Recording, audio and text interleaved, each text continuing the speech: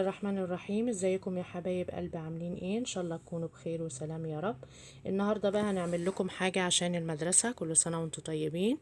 معانا ده نص كيلو دقيق، 3 معالق سكر، و3 معالق زيت، وديت خميره، وده ميه دافيه، ورشه ملح، ومعلقه خل. هنحط الاول الخميره. عندنا 16 جرام خميره على النص كيلو، وعندنا معلقه سكر، وهنكملها مية دافية كوباية، وباقة السكر هنحطه على الدقيق، ورشة الملح، معلقة الخل. كل المقادير دي على بعضها ونقلبها في الدقيق، وبعد كده نقلب الخميرة عشان تنشط، والزيت ده في الآخر خالص هنعمله بإذن الله. دلوقتي بقلب الخميرة عشان تدوب. واللي ما عندوش خميرة بيرة يا جماعة عادي يستعمل خميرة فورية، بس هتبقى النص كيلو عليه 10 جرام خميرة فورية. هنقلب كده لحد الخميرة كلها ما تدوب، وبعد كده هنبدأ نعمل الخطوة اللي بعد كده، ان احنا هنقلب الدقيق بالزيت والخل والملح، وبعد كده هنضيف الإضافة اللي بعد كده عليه اهو زي ما انتوا شايفين. هنحط بقى الخميرة عليه، ونبدأ نقلب الدقيق كله مع بعضه. ودي تاني كوباية. هنقلب يا جماعة أول كوباية ونشوف هيعوز تاني ولا لأ. وعلى فكرة ما تحطوش المية كلها مرة واحدة، حتى لو انتوا عارفين ان المقدار هياخد قد ايه، علشان لما بنحط المية شوية بشوية ده بيعمل عرق في العجينة، وده كويس علشان في الاخر يدينا نتيجة اللي احنا عايزينها زي بتاع الافران بالظبط. انا كده بدأت احط ده نص، وحطيت كوباية ونص، يبقى ده كده المجمل بتاعه كله كوبايتين. وباقي النص ده هحطه برضو شوية بشوية لحد ما اشوف العجينة هتتلم ولا هتعوز مني تاني، علشان طبعا انتوا عارفين ان كل دقيق بياخد كمية معينة من المية. في دقيق بيلم مية كتير، وفي دقيق بياخد على القد بالظبط. فانت هنا في النص الاخراني خالص تحطي شوية بشوية، تكوني حريصة تحطي معلقة مثلا بمعلقة، شوية بشوية كده زي انتوا شايفين موضح في الصورة، علشان العجينة ما تطراز زيادة عن اللزوم. هلم انا كل العجينة كلها زي ما انتوا شايفين كده موضح في الصورة. وكل ما تعجنوا اكتر يا جماعة كل ما النتيجة تبقى اروع واروع. كده احنا اهو. وبعد كده هضيف الاضافة اللي بعد كده بعد العجن ده اهو. لميت العجينة كلها اهي، لمت معايا وسابت ايديا. هبدأ بقى اضيف، لسه هعجن كمان شوية فيها علشان تبقى طرية، وكل ما تبقى طرية كل ما تديني النتيجة احسن واحسن. هبدأ بقى انا احط دلوقتي شوية مية في طبق، وابل ايديا واعجن، ابل ايدي واعجن، ابل ايدي واعجن. كده بتساعد عن ان العجينة تطلع معايا طرية وكويسة. وده الزيت يا جماعة كده انا هضيفه دلوقتي في المرحلة دي اخر مرحلة. بتضيفي الزيت، طبعا العجينة هتقطع مننا زي ما انتوا شايفين كده.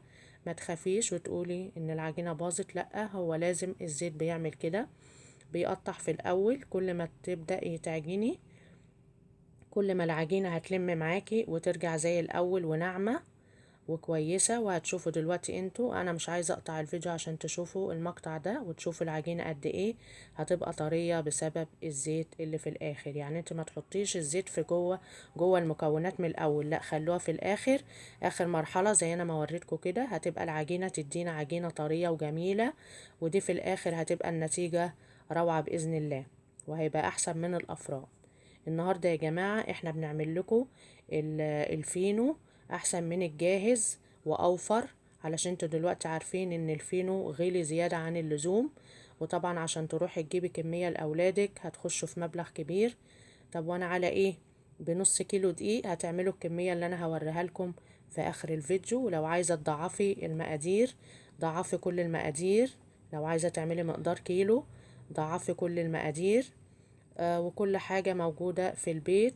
ده فينو اقتصادي، انا مرضتش ازود اي حاجة مكلفة علشان يبقى على قد ايدينا وكل الناس تعمله. انا دلوقتي اهو بدأت بنعم العجينة خلاص كده. انا حطيت كمية المية وكمية الزيت، شايفين يا جماعة ملمس العجينة طار ازاي اهو، شايفينه؟ هو ده المطلوب، ان هو لازما يبقى كده. انا دلوقتي هحط نقطة زيت في الطبق اللي هو هخمر فيه، علشان ده بيساعد على تخمير العجينة بسرعة.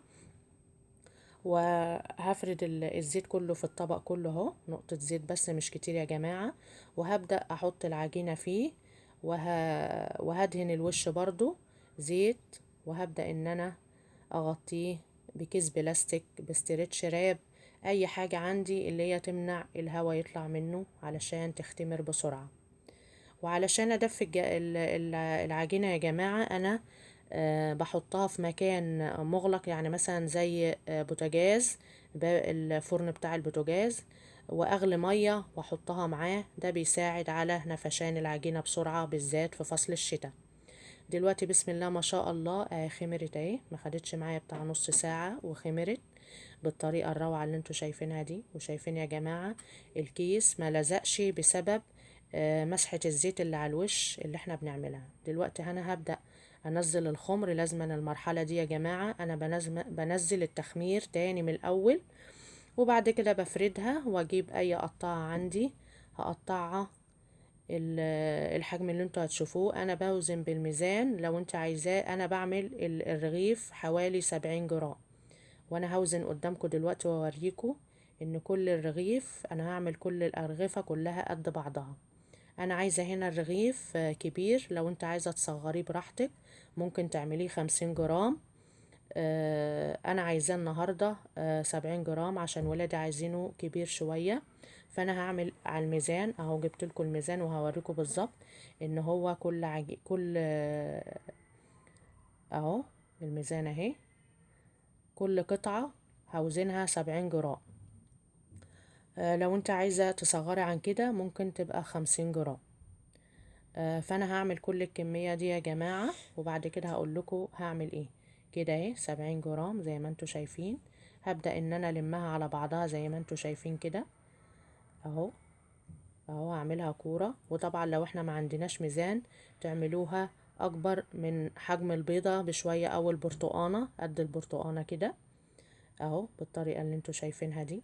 ولازما يا جماعة وانتوا بتقفلوا كده ما تحطوا على الحتة اللي هي ملمومة من تحت، يعني الحتة اللي احنا بنلمها دي تبقى تحت، والسطح اللي هو فوق بيبقى ناعم. انا هعمل الكمية كلها وارجع لكم تاني.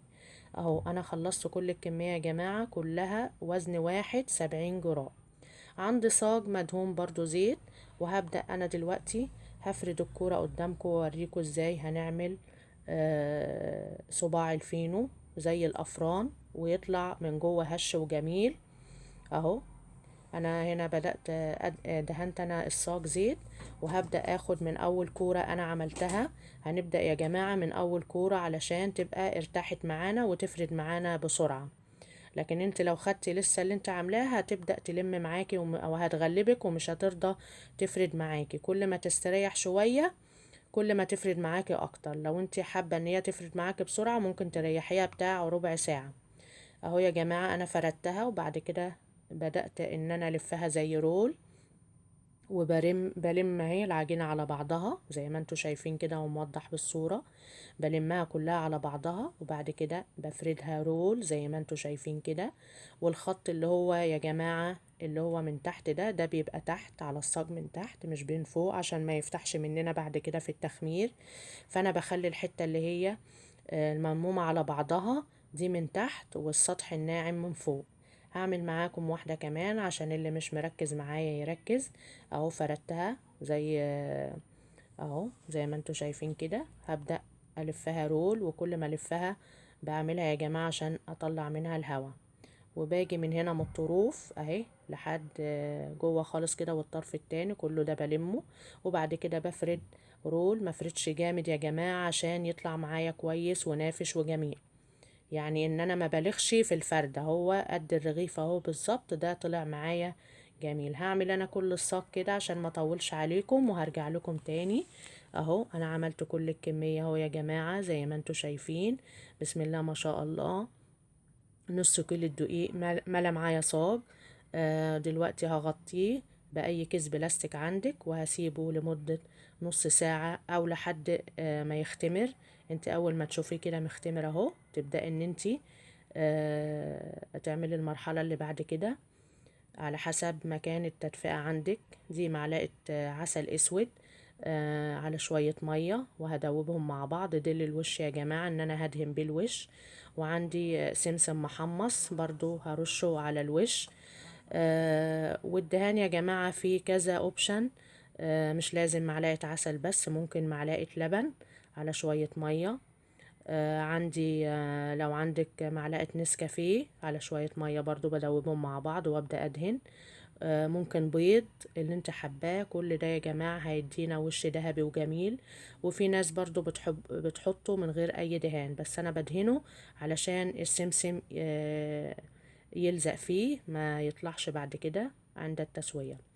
وانتوا يا جماعة وانتوا بتدهنوه بالراحة علشان الخمر ما يطلعش منه، يعني بالراحة وانتوا بتدهنوا بالفرشة علشان ما هبطش الخمر تاني.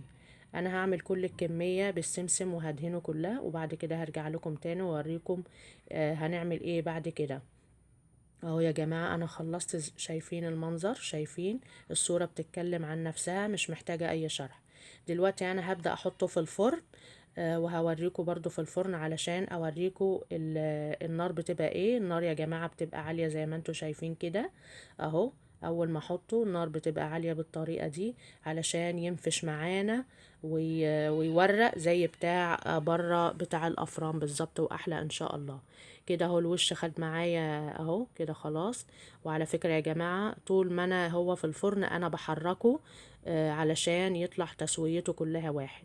كده طلع معايا اهو. بجيب بخاخ ميه وابخه زي ما انتوا شايفين، واروح مغطياه باي فوطه عندي وعليها كيس بلاستيك كده عشان البخار يبدأ ان هو يخليه طري وجميل.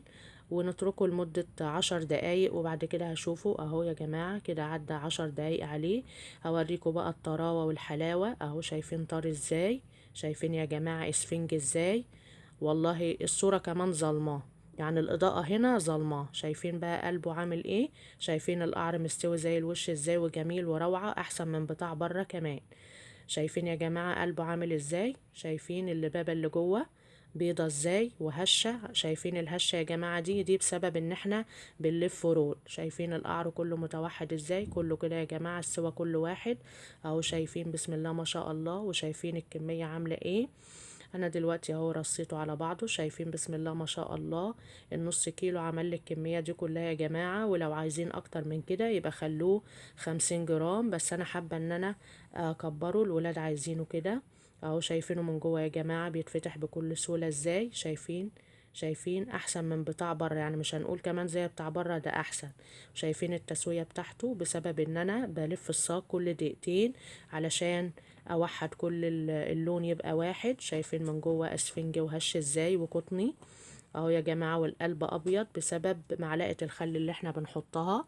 ويا ريت لايك وشير. يا رب يكون الفيديو عجبكم، وبالهنا والشفا، والسلام عليكم ورحمة الله وبركاته. من دمتم في رعاية الله وأمنه. مع السلامة يا حبايب قلبي. سلام.